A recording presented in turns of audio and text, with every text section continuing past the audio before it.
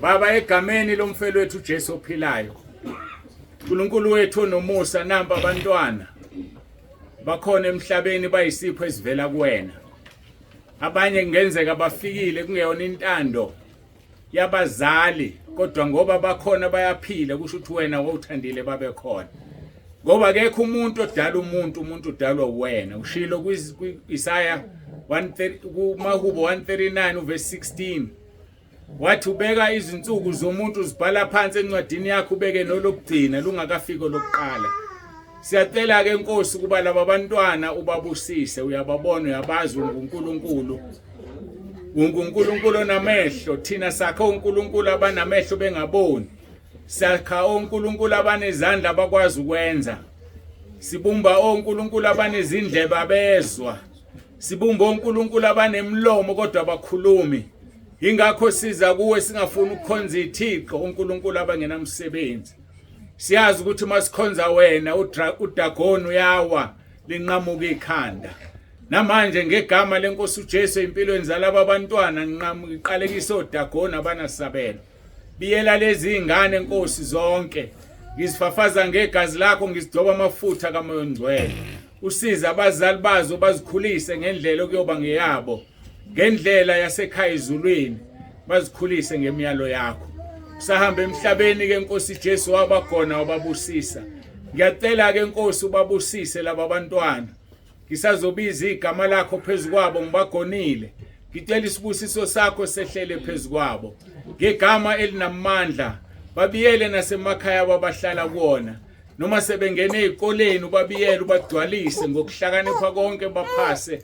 Bakhule babe yilento oyifunayo wena mawungakalanda ibandla. Ngibanikela kuwena manje ngoJesu Kristu inkosi yethu ephilayo. uJesu Kristu inkosi.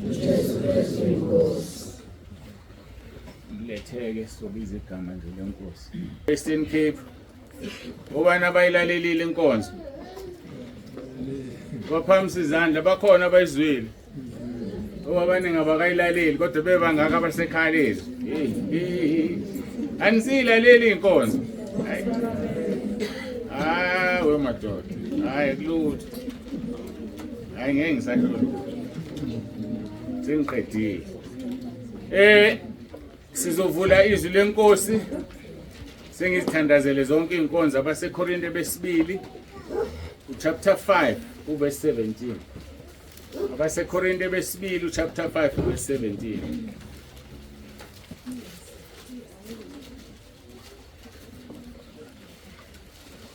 Bani ongangitshela ukuthi uphatha bani lenkonzo?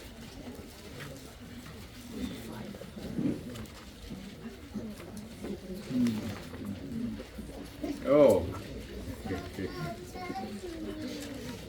Fanele abantu makushiwa izwi bese belikhumbula ukuthi lezi inkonzo eziwukuthi lenkonzo ingesingaka.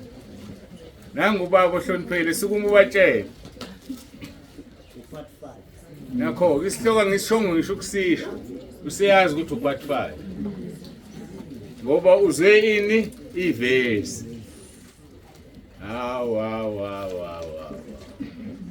Ithi neclass and right like lezi. Nawe mphathi ohlelo pho. Nawe mphathi ohlelo. Hawu. Nawe mfundisi kamphathi ohlelo babuzulu pho. Ayikasidlulele.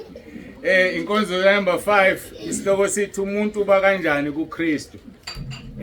Ngiyakholwa ukuthi siyayiqedela ngazike. Mase ziwu5 inkonzo ziwumusa kaNkuluNkulu. Ukuthi silalelisise lenkonzo siza ukuthi yini uNkulunkulu asiphathele yona nami ngizobe ngihlezi phansi ngilalele kusetshenziswa umzimba wami. baseKorinte besibili chapter 5 verse 17 kufundeka kanje ke. Kanjalo umuntu ekuKristu Jesu. Ngihlala ngisho njalo Nkosi yami ngiyaxolisa akekho uJesu. Kanjalo umuntu ekuKristu uyisidalwa esisha okwaqala kudlulile bheka sekuvele okusha. Kanjalo umuntu ekuKristu uyisidalwa esisha okwaqala kudlulile bheka sekuvele okusha. Enkonzweni ke yandulela le ewupart 4 wawusenquthu. Ezinsukwini eziwu7 ezedlule. Sidine sikhuluma ngezinto okufanele zenziwe umuntu ofisa ukuba kuKristu. Sabala ke izinto ngeke ngisanibuza, ngiyanibona ukuthi niClass elingalaleli. Sabala izinto eziwu4 okufanele umuntu azenze ukuze abe kuKristu. Nisakhumbula ngithi? Sathi umuntu ukuze abe kuKristu kufanele aguqulwe isimo sakhe ngokuba kuguqulwe ingqondo. Asikwazi isimo somuntu ukuguquka ingqondo ingaguquliwe. Number 2, sathi ke uma ingqondo isishintshiwe kufanele uyenze njani? Uyibophe, inokhalo iyaboshwa ingqondo. Akulungile. Sathi ke ukuze umuntu abe kuKristu, number 3, khumula umuntu omdala kunocingo olikhalayo. Ngicela nivale indzinga. Ucingo olikhalayo ngiyacabanga. Number 3, sathi ukuze umuntu abe kuKristu khumula umuntu omdala, uyakhunyulwa umuntu omdala. Okwesine ke esidine sikhuluma ngakho, sathi umuntu mayesekhumulile uyembatha. Wena uyakhumula ungembathi? Ukhumula wembathi. Yakholelwa ukuthi wonke umuntu mayelala owesifazane ugqoka inedress, owesilisa ufaka amapijama. Uyakhumula obugqoke emini bese uyagqoka embatha. Ekseni mosuvuka uyogeza uyakhumula futhi ugeze bese wenze njani? Uyembatha. Nakwelikamoya ke ile nto nje esetshenziswa ayikho futhi. Mawukhumula umuntu omdala uyamkhumula ugeze egazini lika Jesu bese uyembatha. Sikhulumile ke ngokwembatha. Sizoqhubeka ke namhlanje ngokwembatha. Ngoba into esemqoka kakhulu ukunderstand ukuthi iziphi izinto kufanele umzalwane azembathe. Ngoba sembathi noma yini. Njengoba namanje ngokwenyama asigqoki noma kanjani. Siyawuhlonipha noma siyawuhloniphisa umzimba kaKristu ngoba akufanele umzimba kaKristu uhambe ubeze. Usidalile uNkulunkulu lapha kuGenesis 1. Washiya sinjani? Sihambaze singembethe. Ngokuhlakanipha ke kukaSathane okubhedayo badla kulesi sithelo base bezibona behambaze bazembathisa. Abantu ke banamhlanje ke abasafuna ukwembatha babuyela kule yanto kaNkulunkulu abantu wavuma phela washintsha wasebathungela iziphuku wabembathisa. Sokuyicala ukuhambaze phambi kaNkulunkulu njengoba abantu behambaza emhlabeni. Hayi bahambaza abantu emhlabeni. Abazi isiqalekisa abazidonsela sona. Number 1, umzimba oyithempeli likaMoya Ingcwele ulembathisile. Number 2, abantu obakhubayo endleleni ngokuhambaze bangaki. Number 3, uyomangala ufike esihogweni noma ngithi ufika phambi kaNkulunkulu uthola ukuthi umzimba wakho ungcolile ngenxa yokuhambaze kwakho. Mhlamba more than 1,000 amadoda alala nawe kungcolisa. Ngenxa yokungembathi kwakho ngowesilisa izwi lenkosi lithi asifuni sifake imlenze. Ukuthi nowesilisa kufanele afake isikhindi. Ngoba kuvele ini uNkulunkulu akayifuni imlenze yomuntu. Besilisa ke bona bagqoka lamajini abampintshayo ubona ubuntu bakhe. Bangaka abantu osubakhubile walala nabo ubazi yobafika ezulwini. Ngakho ke asiwuhloniphise umzimba kaKristu. Bengidlula ke lapho angikho kulowo mzimba. Sisemzimbeni kaMoya. Emzimbeni kaMoya ke itheke sembatha. Itilongo levangeli unumber 199 uthi thina sonke simenyiwe kuze dilini nengubo sinikiwe ivele enkosini. So lengubo ke sinikiwe kusemqoka ukuthi kube yilona loyo ayembathe angayithatha igaxe ku wardrobe kaMoya. Hambe khoshela abantu ngasindiswa ngonyaka othile. Mina nginje ngabhabhadiswa ngavuma izono. Sengisho kaningi ke lento ukuthi ayikho into ezwakala kabuhlungu endlebeni umuntu engilethela iCV yokusindiswa abese ezothi ucela umkhuleko. Ayikho into ephambana njengaleyo. Ngisindisiwe egameni lika Jesu, ngathethelelwa izono, ngabhabhadiswa. Ngicela ungithandazise baba uNsibane. Uthandaziswa kanjani usudlule kulezi igaba? Nophela wena usuwumuntu ofanele uyacommunicate, noNkulunkulu uyaxoxa umtshela into oyifunayo akwenzele kodwa usayocela kwabanye abantu. So asiyeke ukukhuluma ama-CV ezulwini. Akusebenzi ukuthi wabhabhadiswa nini, akusebenzi ukuthi wasindiswa nini, ayisebenzi nje i-past. Kusebenza ukuthi njengamanje ungcwele phambi kaNkulunkulu na noma ukho ngcwele. Ungekho ngcwele ngeke uhlwithe kwaphela nje. Ukuthi uneminyaka ewu-30 wasindiswa, uneminyaka ewu-40 ushumayela ivangeli, akusebenzi lokho. Siyahambisana bazalwane. So i-CV nje ezulwini ayisebenzi. Yikho uJesu ethi abokuqala bayoba ngabokugcina, nabokugcina babe ngobokuqala, ngoba bayahlupha abokuqala. Bathi banesipiliyoni sokukholwa, akhanjwa ngesipiliyoni ekholweni. Sihamba ngokukholwa, asihambe ngokubona, asihambe futhi ngokwazi. Ngoba ukwazi komuntu akusebenzi. Ingubo ke sinikiwe ukuba siyembathe. Uma ungakabi nayo, ngiyakukhulekela, ngiyakucela, ngiyakuncenga ukuba uyithole le ngubo uNkulunkulu akusize ube nayo. Ngoba mawungenayo uzofunyanwa uhambaze. Masibheka izwi lenkosi kumaHubo chapter uqolo ngiyawathanda amaHubo. Ngikhuluma ngesambulo chapter 3 verse 17 no-18. Uthi ngokuba uthi ngicebile kangiswele lutho, kanti kawazi ukuthi ungolusizi nokuhawukelwa nompofu nophuphuthekayo nohambaze. Ngiyakululeka ukuba uthenge kimi igolide ehlanzwe ngomlilo ukuze ucebe nezingubo ezimhlophe ukuze wembathe, ungabonakali ihlazo lobuze bakho nomuthi wamehlo wokugcoba amehlo akho ukuba ubone. Inkosi uJesu eyikhuluma lawa mazwi, ikhuluma ithi akalobe umpostoli uJohane sesiqhingini sasePatmos. Kukhulunywa naleli bandla elalicabanga ukuthi licebile, lithi aliswele lutho. Ibandla ke lakhiwa abantu. Khona abantu abathi bacebile bathi abaswele lutho. Ingcebo yasemhlabeni ayimsiza umuntu.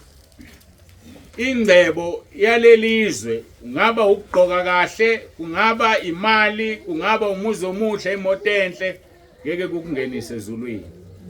Okusemqoka ukuthi umphefumulo wakho wembethe na. Ngoba kufanele umphefumulo wembethe. Uthi ke uthi wena ucebile, kangiswele lutho kanti kawazi ukuthi ungolusizi nokuhawukelwa nompofu nophuphuthekayo nohambaze. Ekuhluphekeni kwakho awubone emehlweni, ngoba ukuba ububone emehlweni ubuyolingisa lo wesifazane waseSamaria naye wayengaboni. Uthi uJesu kuye ngicela ungiphuzise amanzi. Uthi lo usho kanjani ungumJuda ucela ukuphuziswa yimina ngingumSamaria na? Uthi uJesu kuba ubuwazi ukuthi ubani ucela kwamanzi ngawacele kuyena. Banjalo kabaphuphuthekile, babuka izinto ezasemhlabeni ezidlulayo, bakhohlwa ukubuka ezasezulwini ezingadluli. Uphuphuthekile, uthi ucebile awuswele lutho. Uthi ku verse 18 ngiyakululeka ukuba uthenge kimi igolide ehlanzwe ngomlilo ukuze ucebe nezingubo ezimhlophe. Igolide ke ukuze libe igolide elipure lihlanzwa ngomlilo ukuze umzalwane yabe ngopure, ungena ezivivinyweni uyavivinywa. Kunezikhathi alale engadlile, kunezikhathi ehlushwa izingane, kunezikhathi kwenzeka yonke into eyenzakalayo ame ngoba unjani uyigolide elidlule emlilweni. Kodwa igolide elingadlulile emlilweni, umzalwane ocomplainayo, umzalwane ongazwani nabantu abaseduze naye, umzalwane ohleba abazalwane, umzalwane odikilayo, umzalwane okhononayo ahlebe umfundisi wakhe. Lo mzalwane uhambazi ngokuhawukelwa akabone emehlweni. So ke kudinga ukuthi ke athenge ingubo ukuze embathe singaliboni ihlazo lobuze bakhe. Ngoba abantu bakamoya balibona ihlazo lobuze bakho. Ngisho ngasuka umume la ukhuluma ufakaze, kodwa bakamoya bayakubamba ukuthi lento oyifakazayo ungumuntu onjani. Abantu bakamoya ayikho into ebehlulayo. So bekuyokusiza ukuthi uthenge umuthi wamehlo ukuze ubone, uthenge ingubo kuJesu ithengwa ngamahala ngokuthi uzinikele nje. Le ngubo ke iyalondwa ihlala ingcwele ukuze ibe mhlophe. Mhlambe engakadluli lapho khona into engikhumbulayo ngomuthi wamehlo. Umuthi wamehlo usemqoka ngoba uvimba uSathana angakwenza ube impumputho. Abantu abaningi uSathane mayibabamba into yokuqala yenzayo ukukhipha amehlo. Mayisekhiphileka amehlo uyashintsha izinto obuthi ziyisono uthi ayisesona isono. Umfundisi obethi agqoke ingubo ezinde kuhlonishwe athi ayingane zethu ngeke yishada igqoke ingubo empushana. Ha umfundisi wena obukade ukhuluma kanje usushintshile na? Amehla sekhishiwa kasaboni. Njengoba nakuSamsoni uDelilah wayelokho emncenga. Akupha amandla akho na? Akupha amandla akho wathi la ivuma khona. Into yokuqala amaFilisti ayenza ukukhipha amehlo. Into yokuqala into ayenza uSathane kumzalwane umkhipha amehlo. Nomfundisi umkhipha amehlo. Okade ehlaba amacite, ehlaba ukuzipenda, ukuruji na yonke into umzosethi hayi bani bahle abantu abami ukuze nishade. Kanti usebabona yena bebahle. Umfundisi usenjani? Uselala nezingane zethu. Ngakho ke kufanele umuntu ahlale enkosini angasuki uzivikele izinto zikaNkuluNkulu ungafani noSamsoni. Uvikele izinto zikaNkuluNkulu ezikuwena. Ngesizulu kwakethiwe intombazane mayingahambize ngoba ngizokubeka kanjani idedela isibaya sikayise sibonakala obala kushoni umzimba owesifazane isitho sangasese. So isibaya sikababa leso awuhamba usiveza noma yikuphi. So ke ngokunjalo ke uSamson kwakufanele protect imfihlakalo kaNkuluNkulu eyisenweleni zakhe akazange ayiprotect. Lapho ayivula wayidedela khona wakhishwa amehlo. So kunemfihlakalo kaNkuluNkulu kumuntu nomuntu ayibekile uNkuluNkulu. Omunye ubeka ukukhuleka kuye, omunye ubeka indumiso, omunye ubeke lokho nalokho. Othi mawukwenza uNkuluNkulu ehle ebandleni. Ziprotect lezo zinto. Branch yase Willowfontein. Manifuna ukuya phambili nihlale nikuNkuluNkulu niyibranch yasentabeni. Yenzani okusho yizwi. Vikelani uJesu nimlwele ngoba naye wasilwele esiphambanweni. Akasilwelanga ngezandla nangezikhala. Wasilwela ngezwi lakhe. Wathi baba bathethelela bakwazi abakwenzayo. Okungukuthi wayingaphindisi. Namhlanje abazalwane bayaphindisa. Itheke le ngubo iyalondwa. Mawubheka isambulo 16 verse 15. Uthi uJesu ngomlomo wakhe bheka ngiyeza njengesela. Ubusisiwe olindayo alonde izingubo zakhe ukuba ngabe ngohambaze baze balibone ihlazo lakhe. Ziyalondwa lezi ngubo. Uyayilonda ingubo yakho. Ngoba ngeke ukusiza ukuthi indole ngoba mayisingcolile ngeke usakwazi ukungena ekhaya ezulwini. Mayisingcolile le ngubo usuzidonsele ini isiqalekiso lithi ubusisiwe olindayo alonde. Kusho ukuthi uqalekisiwe ongalindi angayilondi ingubo yakhe. Ngaso sonke isikhathi wolubuko olunye uhlangothi lwevesi kuyokusiza lokho ngoba mawungalibuka olunye uhlangothi uzongena ezintweni bese uthi into zakhe azilungi wena uyakhola wena uyanikela wena ukhipho kweshumi kodwa ubusiseki.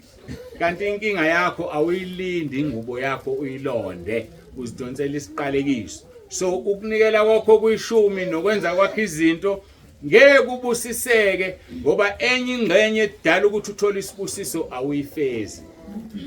Mawufunda iHubo 1 verse 1 lithi ubusisiwe umuntu ongahambi ngeluleko zababi. Okungukuthi uqalekisiwe umuntu ohamba elulekwa yibo bonke abantu labo. Mhlambe wena mawunenkinga ushona kwamakhelwane ongakholwa uyomxoxela inkinga zakho ulanda isiqalekiso bese uzothi ngiyanikela okweshumi uNkulunkulu akangibusisi. Uzokubusisa kanjani wena ululeko umuntu ongakholwa? Liqhubeke lithi ubusisiwe umuntu ongahambi ngeluleko zababi, ubusisiwe ongemi endleleni yezono. Uyama wena endleleni yezono. Ngisebenziseke le example ngisemncane ngisanda ukuqala ukusebenza ngisegoli ngangihamba nomalume wami wayiphuza athi mshana ngiphelezele ngisayibhareni ngiyophuza hayi ngihambe naye ke angiphuzi mina ngifike ngihlale aphuze anginike imali ukuthi ngiyothenga idrink afuna mase ifikile idrink la angithuma kanti sengiyazi mase dake uyakhuluma athi wena ngifuna uphuze njengami ngizofuna ukufakela utshwala edrinkini yakho athi vela ngisuka athi hamba ungenzela ukuthi ngithi ngeke manje ufuna ukwenza lento hlala uthi uzoyenza ngeke ngihambe so ke ngama emagama uma uhlala enkundleni yabaqolo asikafiki lapho uma endleleni yezone uhlala nezone uzidonsela imimoya angathi uNkulunkulu uyayishaya izone na uthola amachaphazelo so asimi endleleni yezone izone masihlangana nazo siyasishumayeza sitshele ngoJesu kodwa uhlangani nazo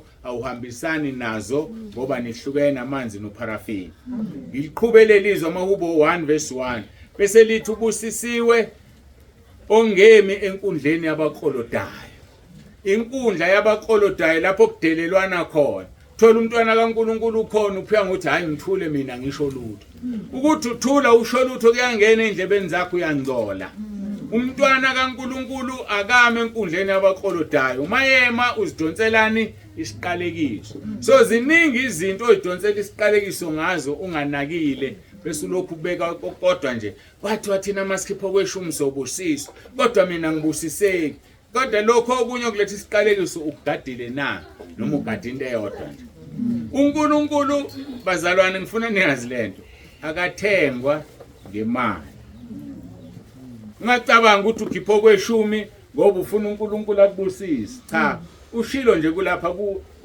kuMalaki chapter 3 wathi ngivivinyeni verse 10 ngemnikelo nangokweshumi nibone uma ngingayuvula amafastela ngithulula isibusiso ngaphezulu kokwanele kusho ukuthi already uNkulunkulu sekubusisile uyagqoka uyadla uyembatha nomsebenzi unalokho kodwa mawunikelo kweshumi unezela phezulu kwesibusiso musucabanga ukuthi uyolanda isibusiso umunikelo kweshumi wenza inkonzo okufanele uyenze sivivinya uNkulunkulu uthi ngivivinyeni so mawenza lokho testa uNkulunkulu noma ngolimo ozoluzwa uyamlinga njengoba ethi yena akalingi umuntu nje sivunyelwe ukumlinga thina ngokukhipho kweshumi nemnikelo sibone ukuthi akayunezela inisibusiso ngeke ke kukusiza ukuthi umlinge ubuhlala enkundleni yabaqolodayo uma endleleni yezone ubululekwa izone ngeke kukusiza uma ungayilondi ingubo yakho ihlale iclean ngeke kukusiza so buka yonke inhlangothi zakho ubone ukuthi ukwenzile konke uNkulunkulu uthi izwi lami ngiyalenza ngilonde Jeremiah 1:12 sisemlindelweni ke la obiza ukuthi uhlale wembethe ngoba uthi uJesu ngiyeza njengesela ubusisiwe lindayo sisemlindelweni obiza ukuthi umuntu nomuntu akahlale embethe ukuze lingabonakala ihlazo lobuze bakhe number 2 uyigcine lengubo imhlophe kulokhu kulinda kwakho ngoba kusiza ukuthi ulinde ingubo ingemhlophe uma uyembethe lengubo izinkanuko zezwe zomhlaba ziyafa uphile emhlabeni kodwa kuyaphela ukukhanukela izinto zomhlaba ubone leya moto awubani ugibela ngoMercedes mina Nkosi ngoba ngikhonza wena lo yakakholwa yini mina ngawugibeli ziyafa inkanuko zomhlaba ziyafa inkanuko zenyama ngoba wena uyazi unengcebe enkulu ezulwini lo muntu uyawugibela uMercedes wakhe noma uBM wakhe kwesikhashana uzofa ushiye bawugibela abangokukhiphela ngisho isenti kodwa ezulwini akekho yokwephuca umqhele wakho so ake sisebenzele izulu lapho uKristu ekhona ngakho ke uma wembethe izinkanuko ziyafa amaRoma 13:14 lawo athi kodwa yembathani inkosi uJesu Kristu ninganakekeli inyama kuvuswa inkanuko mawembethe uJesu inkanuko ayivuki mawembethe uJesu akukho okukhalela kwasemhlabeni mawembethe uJesu ulangazelelo kwasezulwini awufani nomunye umfundisi owangishumayela isimanga ngangisemusha ekholweni I think kwaku 2011 noma 2012 kwakuyinkonzo Izingane zesikole umatric kuzokwenza umkhuleko. So simenyiwe ke singabefundisi. Ukhona ke kodwa waye ispeaker. Uthi ke yena ngikhohlwa leyo nto. And namanje ucebile unemali. Sengiunderstand. Abanye ke bathi bahlangana naye eSwazini eyothwala. Mabe hlangana naye okhipha 1000. Bathi bambala awungazi. Awungibonanga. Asazani thina nawe. Okay. Imali ayenzi lutho. Anginakho ngiyixoxa le ndaba namhlanje ngangekho lapho. Kusho ukuthi wakhuluma umuntu ne1000 lakhe elinikile. Angikho ke kakhulu lapho ngisentshumayelweni yakhe. Washumayela wathi ezulwini kuyabhora. Ngiyangizwa wona. Wathi ezulwini kuyabhora, kuyoba mnandi ezulwini mawuJesu eselanda ibandla. Asisujaha ke ezulwini manje kuyabhora, kumnandi emhlabeni. Kanti ushutule emafutheni emali. So ke uthi uNkulunkulu noma uthi uJesu siyobabona ngezithelo zabo. Silalela into abayikhulumayo bese siyabaqonda ukuthi bangobani. Akukaze kubhore ezulwini. Kodwa kuyabhora ezulwini kumuntu onemali yakhe emhlabeni nemoto zakhe nengcebo yakhe. Ngoba uyazi ukuthi ezulwini ayikho. Kushobani umfundisi omkhulu nebandla elikhulu manganitshela uba niyamazi nonke la. Kodwa ngeke nginitshele. Mangamusho nje mhlamba abanye bakhonza khona. Asidluleke lapho. Leli ke kuyihora lokuvuka ebuthongweni ngoba uJesu sezobuya. Njengoba sithi uthi ngiyeza njengesela uJesu sezobuya. Izinsuku zokugcina lezi abantu ke ba understand uma kukhulunywa ngezinsuku zokugcina kukhulunywa ngani. Izinsuku zokugcina ukusukela kunyaka wokuqala kubalwa kuziwaneno njengoba kunyaka ka2024. Izinsuku zokugcina yonke leminyaka ewu2024. Izinsuku engezona ezokugcina ilezi ezazi ukuthi mazibalwa kuthiwe BC before Christ. Kuze kuyofika ku1. Zibalwa ke ziyehla zona. Kodwa kusukela ku1 kufika uJesu kuba noJesu izinsuku zokugcina. Inkingi ila ke ziphela nini ukuba ngezokugcina? Akekho wazi. uNkulunkulu yedwa noJesu akazi. Ziphela nini ukuba ezokugcina? Zingaphela namhlanje, zingaphela kusasa, zingaphela ngo2030, zingaphela ngo2100. Njoba ku2024 zingaphela ngo2100. Kodwa iqiniso lithi zizophela. Yikho kuJesu ethi ngiyeza njengesela. Busisiwe lindalo ndingubo zakhe kuzangafunyanwa ehambaze.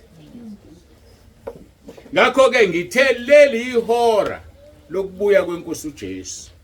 Ihora lensindiso selisondele. Aba understanding abantu makuthiwa ihora lensindiso lisondele. Abahlale beqhosha abantu bathini ngisindisiwe mina, ngiyakholwa mina. Yebo usindisiwe uyakholwa ngikuphiki lokho. Kodwa sikhuluma ngokusindiswa kokuhlengwa komphefumulo uhlwithwa nebandla yezulwini. Yileyo nsindiso engithi sisondele. Mawufunda amaRoma 13 verse 11 kuya ku13 uthi yenzani lokhu njengokuba nazi ukuthi sekuyihora lokuba nivuke ebuthongweni.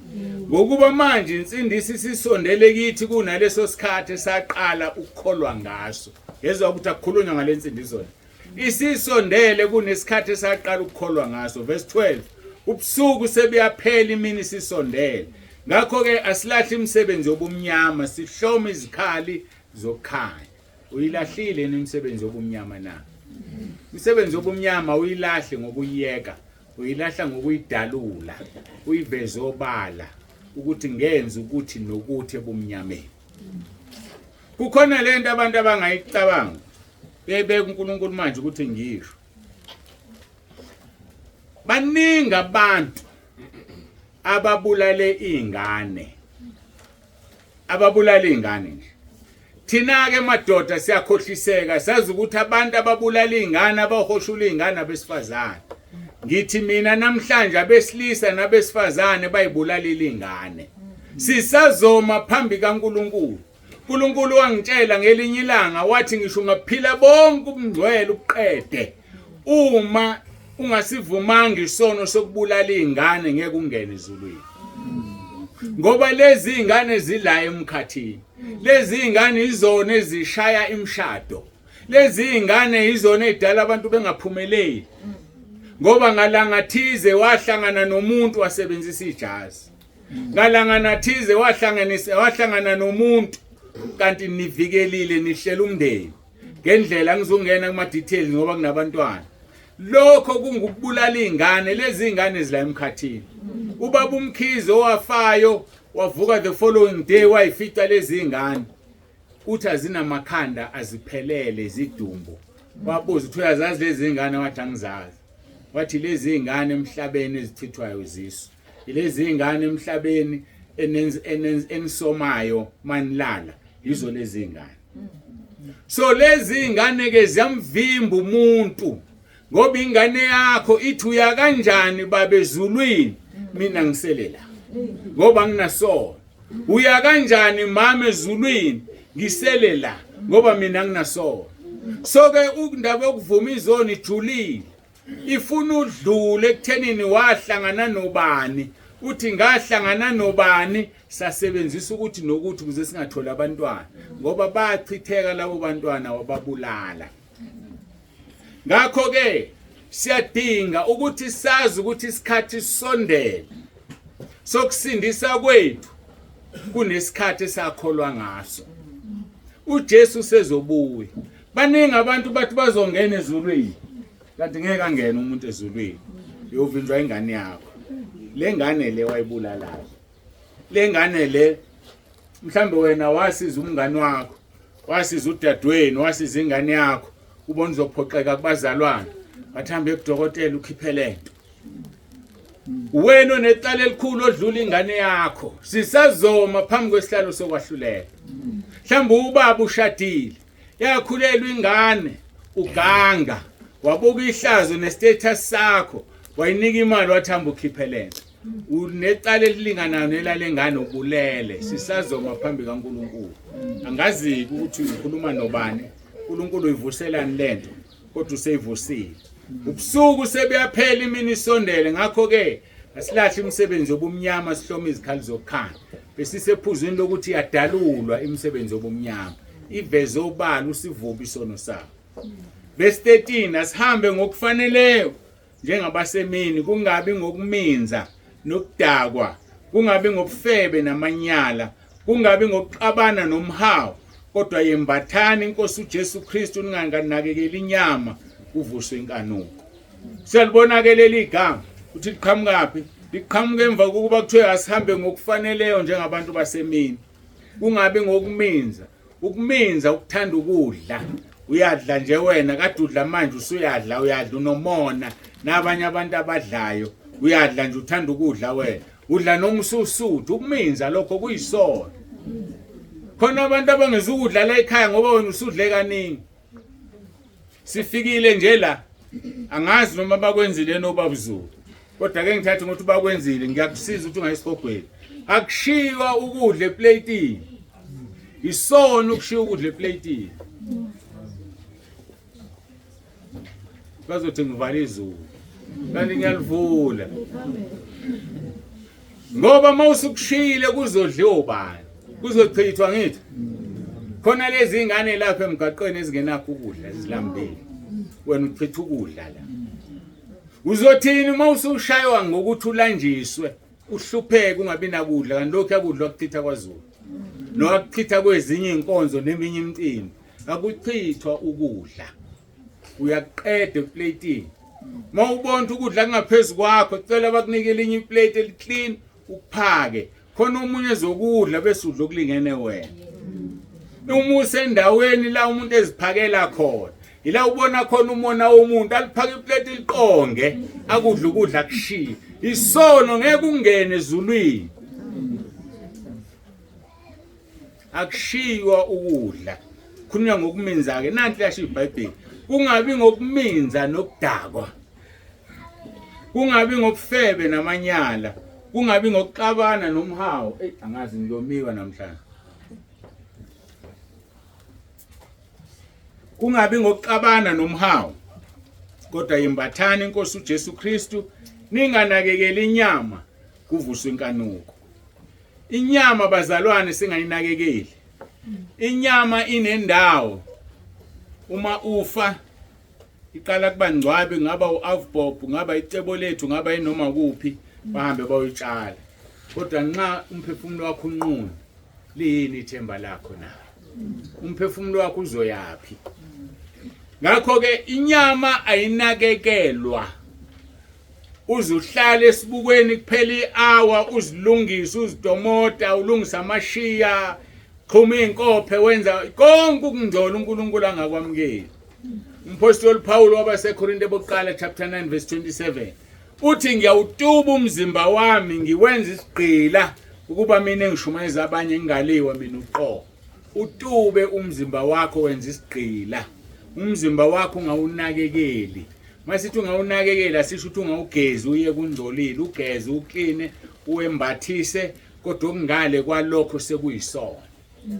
Musuzama ulungisa ngoba usola uNkulunkulu ukuthi wakudalelana wakunelini yokunika inwele emfushane. Wakudalelana uNkulunkulu wakunika amashiya, usuyawagunda wena uyawufaka wadwebile. Ufuna amele endlela efuna uwe. Sisaya phambi kwesihlalo sokwahluleka. Masitubeni imizimba yethu njengoPaul. Kakhulu thina esima phambi kwabantu singathi sesishumayeza abantu bese siyalahlwa. Siyawutuba umzimba ukuze ingubo ihlale imhlophe. Ngoba ngeke ibe mhlophe ingubo ephezulu komzimba ongatutshiwe. Uma kungasathandazeki ingubo isukusingcolile. Athi umzalwana kusathandazeki. Ngithi ngiyathandaza ngithole sengicabanga ezinye izinto. Ingubo ingcolile. Uma kungasathandazeki ingubo isuke ingaseyona lento oyimukele iyona ivele enkosini. Uma usulove enkonzweni ingubo ayisemhlophe. And abantu abalove enkonzweni bayahluka, bayagxeka, bagxeka befundisa, gxeka intshumayelo eshumayeliwe. Mombuzo uthi bakhona abantu abashumayeza abekho, kodwa ugxeka umuntu osebenzela uNkulunkulu. Yini wena oyenzela uNkulunkulu? Ngakho ke kuyasidinga abazalwane ukuthi sihambe phambi kaNkulunkulu nengubo emhlophe. Uma usunomsebenzi omningi owenza ngesonto, ungaye enkonzweni ingoba ingubo yakho ayisalondekile. Khona abantu phela athi ngixaka umsebenzi nama-customer amaningi, akuvimba uye enkonzweni. Kanti ubani lokunikela ama-customer? Ngoba ngawavala manje. Ashiya ama-customer ubhale inotice ngesonto uvalila usebenzi, ukhonza uNkulunkulu ukuze akubusise. Lama-customer ajike ngesonto abuye ephindwe kaningi phakathi neviki. Angazi abantu abayicabanga le ndaba. Uma usugxeka umholi wakhe ebandleni noma usugxeka abazalwane okhonza nabo, ingubo yakho ayisekho, usuhambaze phambi kaNkulunkulu. Nabakumoya sebeyakubona ukuthi uhambaze. Uma ungasazilaleli inkonzo nobufakazi ekhaya lezwi, usuyimpumputhe kumoya, usabona usebumnyameni. Njengoba abaningi nje abasayilaleli inkonzo. Khumbula uyabudinga ubufakazi, ngoba ubufakazi bufakazela izwi. Uyalidinga izwi ngoba izwi lisibane endleleni yakho. Izwi liyakukhanyisela endleleni kaNkulunkulu. Amahubo 1:9 verse 105 Lord. Uthi izwi lakho lisibane ezinyaweni zami nokukhanya endleleni yami. Manje uma ungasalilaleli izwi usudunguze bomnyameni, usuhambaza ingubo ayisekho, usuyimpumputhe. uNkulunkulu usicabangele sithola izwi each and every day. Uthola izwi elizokukhanyisela endleleni. Lisebenzise leli thuba. Siyeza isikhathi la lizovalwa khona iBhayibheli. Siyeza isikhathi la kuzovalwa khona lezi inkonzo. Kuwandwa sihlangene kanje abathe sihlakazela amaphoyisa. Kwezinye indawo akusahlanganwa kanje. Angisakhuluma ukuphatha iBhayibheli. Akusafanele nibe babili noma nibe bathathu unikhulume ngoJesu. Kunempimpe ezihambayo eziholelwa uhulumeni ukuthi ulethe umuntu otholakala ekhuluma ngoJesu aholelwe, otholakala ekhuluma ngoJesu anqanyulwe ngenkembe ikhanda lijike lishonile. Ngakho ke uzosikhumbula lesi sikhathi lapho sishumayela khona ngokukhululeka. Izwi lakho lisibane enyaweni zami nokukhanya endleleni yami. sizokwembatha ke bazalwane. Abasekolose chapter 3 verse 12 kuya ku14 lithi ngakho ke njengabakhethiweyo bakaNkuluNkulu abangcwele nabathandekayo yembathani. Bazalwane siyayalwa njengabakhethiwe bakaNkuluNkulu abangcwele yembathani. Yembathani ubele benhliziyo nesisa, isisa ke umusa, kindness, nokuzithoba nobumnene nokubheka kade. Lezi izinto zembatho, yembatha ubele, mawuphendula abantu ibanobele, ibanomusa, musuphakama. Musukwenza njengabantu aphendula umuntu engathi udilike entabeni. Kulo muntu lo kukhona uNkulunkulu wakhe osazoma phambi kwakhe akwehlulele. Musuphendula umuntu engathi uphendula ngazi ini ngoba nengane nayo iphendula noma kanjani. Nayo inoNkulunkulu wayo. Ngakho ke yembathana ubele benhliziyo nesisa nokuzithoba, umzalwane azithobe, abonakale ngenkonzo yokuthobeka. Hayi umzalwane oqinile ophaphile. Khona abazalwane abaphaphile. Umzalwane abe nokubheka kade, ukubekezela lokho. Ngoba ngeke singene ezulwini singakwazi ukubekezela. Ngisho nenkosi yethu uJesu yabekezela. Ishaywa, ihlushwa, izoni, yabekezela. Yini thina singakwazi ukubekezela? Lithikelele izwi verse 13 nibekezelelane, nithethelelane uma umuntu enensolo komunye njengokuba nenkosi yanithethelela. Yenzani njalo nani, nithethelelane uma umuntu enensolo.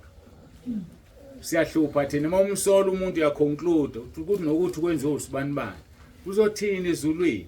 Usufika ukuthi akwenziwa ngoyena. Uqamba amanga. Njengalabo abantu bama-emoji. Ave bephika ukuthi bafaka ama-emoji. Kanti system inawo namanga uvela ucindezela i-emoji bisiyashifaka obani.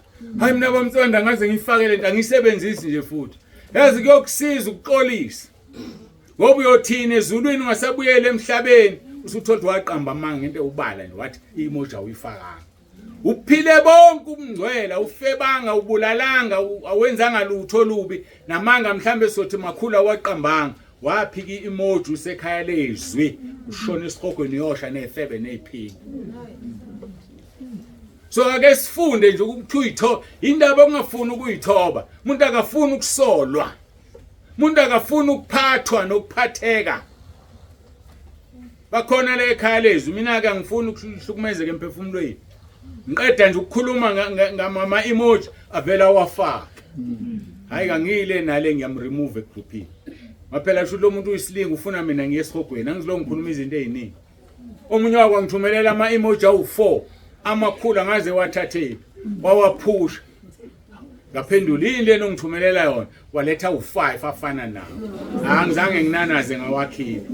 Washo ukuthi ufunani inhliziyo yami mangeyena isitha siyamsebenzisa sifuna inhliziyo yami. So anginaso isikhathi sokukhuluma. Bazalwane asizibheke izinto ezizosenza singembathi sihambeze. Sizosiza ukwembatha. Ngakho ke uma umuntu enensolo komunye njengoba nenkosi yanthethelela njalo na. Baningi abantu abasola abantu. Ubona into yakhe ilahlekile uthi ingane yami ubani enze lento. Kanti akuyona. Baningi abantu ngikhuluma nabo bevuma izono. Athi umuntu ngangiyingane ebheke phansi ingane ehloniphekayo. Sibaningi ekhaya. Mhlambe ngintshontsha ukuthi ngiyazi ukuthi ngeke bethi mina kuzoshaya omunye ngizithulele. Yayibona lonto mhlambe nawo omunye wabenze njalo. Isono leso kwashaya umuntu orong ukhona. Usebenzisa ukuthi uthenjiwe ekhaya uyathenjwa wena wona izinto khona kuzothiwa abanye. Isono leso phambi kaNkuluNkulu. Kubiza ukuthi sembatheni uKristu ukuze inkanuko ife. Ngakho ke uma umuntu umsola mthethelele. Ngeke ngisebenzise lokhu kwindaba okusola umuntu. Mhlambe ngiliyanise nanga ubaba umfundisi uNdlovu. Angivakashele ekhaya sifike sihlale sixoxa. Mayisehambile ubaba uNdlovu, ifoni yami angisayiboni. Hawu baba uNdlovu usentshontsha ifoni yami. Mhlambe nginenye sengamfonela. Lo baba uNdlovu, buyisa ifoni yami lo yebile. Umcabanga ubaba omdala ngaki twebile. Angithi ngiyamsola ngimbonanga. Uzolimala enhliziyo ubaba uNsibani ngicela ngantshontsha ifoni mina. Kuzo zonke izinto ngitshontsha ifoni yakhe. hayi ngimiyeke ulimela uNdlovu manje angithi kuthi kuyaklina ifoni phansi kosofa phakathi kosofa ithe shwathi angithi ngimsolile kulula ukuthi ngibuyele kuye ngothi ngiyaxolisa bamNdlovu kunzima angithi so lithi iBhayibheli umuntu umsola mthethelele musumbuza ngoba uzombuza umlimazi kanti akanaphutha ngixolele mina bekufanele ngithini awuyifona yami ngisayibona kusho ukuthi bamNdlovu uyithathile inkosi ngiyamphuthelele bamNdlovu angithi angonanga kumuntu ifoni masitholakala siright nobaba uNdlovu so izwi lenkosi lithi umuntu umsola mthethelele musumconfronta musumqonda leke labantu abanesibindi athi mina ngitshela angiphethelwa mina umuntu ngiyamqonda nje mina nje umuntu mayenza into embi kimi ngiyamtshela nje mina ngisaba umuntu esihogweni ngoba uyotshela abantu aba-wrong izinto abangazenzanga ngoba wena unesibindi uyatshelana lithi-ke kepha phezu kwakho konke lokho yembathana uthando oluyisibopho sokuphelela uma umuntu umthanda noma umsola ngizothini ayingeke bamNdlovu athatha ifoni ayingeke ifoni khona la edukele khona ngithi ngenziwa yini ngiyamthanda so angizukwazi ukumsola mhlambe yena oqhama ngelinye ilanga sengifuna ngahluleka hey bamtsebane ngathi ngangithi ifoni yami ngathatha ifoni yakho ngephutha hawu kanti yathathwa wena simnandi nobaba uNdlovu akukho kuba ngithi ngoba ngiyamthanda ngathi mangimsola ngamcelela uxolo lisho njalo kizwi lithi-ke mbathana uthando oluyisibopho sokuphelela ngifuna ukukhuluma ngothando kancane bese ngiyahlala siyobe sekwanele uNkulunkulu wethu-ke njengoba ethi asithandaneni ingoba yena uyini ukuthanda uJohane 1:4 ngizothinta verse 7 namanye lithi-ke bathandekayo masithandane ngokuba uthando luvela kuNkulunkulu uthando aluveli kumuntu luvela kuNkulunkulu angikhulumi ngothando lokujola la khuluma ngothando olungcwele nabo bonke abathandayo bazelwe uNkulunkulu bayamazi uNkulunkulu umzalwane okwazi ukuthanda uyamazi uNkulunkulu entabeni yendlu kaJehova kuyabonelela sidume ngabazalwane abanothando nenizwe mabefakaza mabefikile eRichards Bay bakhala ngothanda abantu ngani ngoba siyabanikeza uthando nala eWilo ke nikezana abanye abazalwane uthando thandanane ngothando likaKristu verse 8 ongathandiyo akamazi uNkulunkulu ngokuba uNkulunkulu uthando yabona umuntu ohlula ukuthanda omunye umuntu ngoba akamazi uNkulunkulu ngoba uNkulunkulu uthando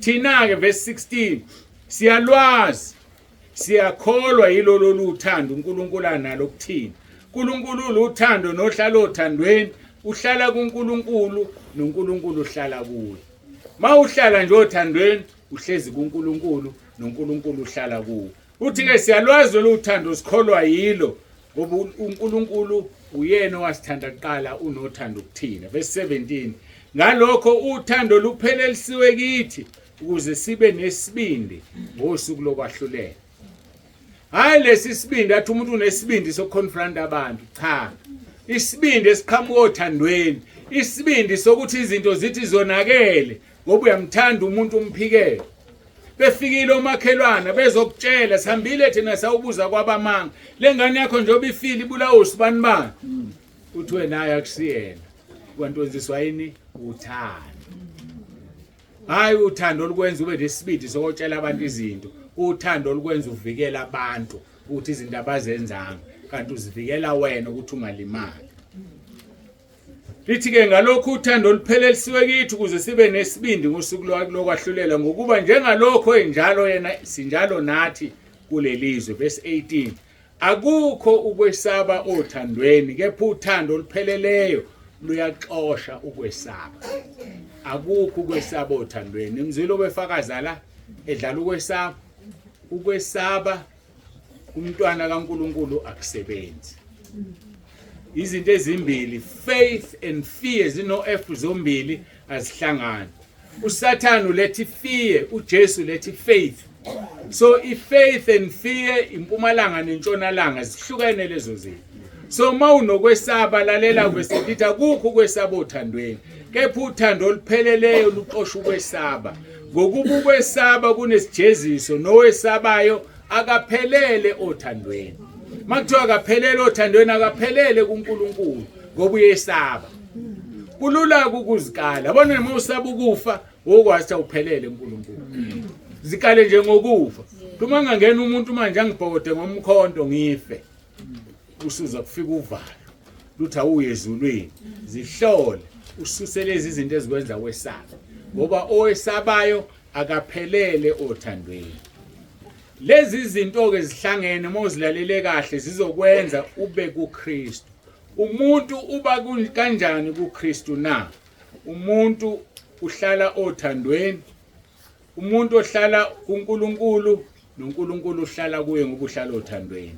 Ohlala othandweni uhlala kuKristu. Ohlala othandweni uhlala kuMoya oNgcwele ngoba uMoya oNgcwele uhlala kuyena.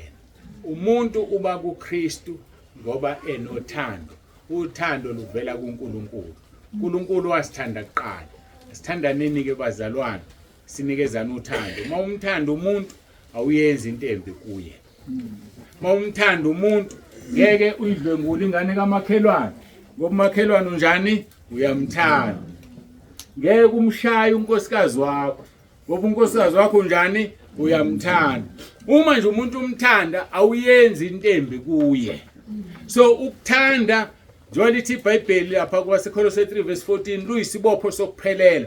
Mawufuna ukuphelela othandweni uqolo, mawufuna ukuphelela ekukholweni thanda ngoba yikho into embi oyoyenza kumuntu ngoba uyamthanda. Yenza komunye lokho othanda kwenziwe kuwena. Masikhuleke.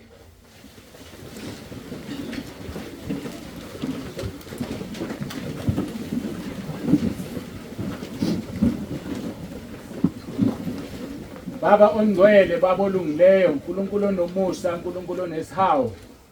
Siyabonga Nkosi ngazo zonke lezi inkonzo kusukela ku part 1 size sifike ku part 5. Usifundisa ukuthi kufanele sibe kanjani kuKristu. Ukuba kuKristu kuyiprocess, akuyona into eyenzeka ngomlingo. Akuyona into eyenzeka njengokuphazima kweso. Ziningi izinto okufanele sizigweme ukuze sibe kuKristu. Ziningi izinto okufanele sizenze ukube sibe kuKristu. Ngaphezulu kwakho konke ukwembatha uthando oluyisibopho sokuphelela. Siyabonga kakhulu uNkulunkulu wethu, siyabonga ngaleli igatsha elivulwayo ngokusemthethweni. Hlala kulona uliqinise kakhulu kumholi walo nomama umndeni wonke nebandla lonke amalungu ebandla ebranch nemindeni yawo. Siyakhuleka uNkulunkulu wethu nabo bonke abafikile ukuzothamela lenkonzo. Nabayilalele ku YouTube beyibuka nabayilalele ku WhatsApp. Yakhuleka Nkosi ukuthi ubabusise kakhulu lenkonzo ingabuyi ngelinye ilanga ibe isikweletu ibe ukwahlulelwa ngoba ushilo kuJohn 12:48 wathi ngeke usesahlulela kodwa yizwi olikhulume kithi elizosahlulela. Siyabonga ke Nkosi usukhulumile ngomoya wakho ingcwele. Siza abantwana bakho balizwe balenze izwi lakho uJesu Kristu inkosi. Amen. Yebo Nkosi ngiza kuwe ngedalo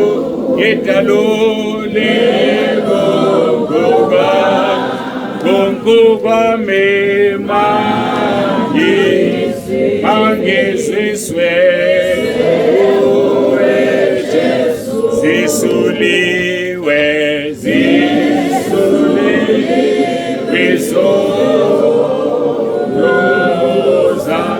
Yebo Nkosi, yebo Nkosi, ngiza kuwe,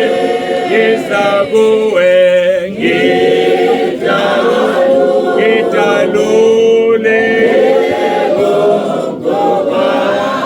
kongoba mema, mangizwiswe.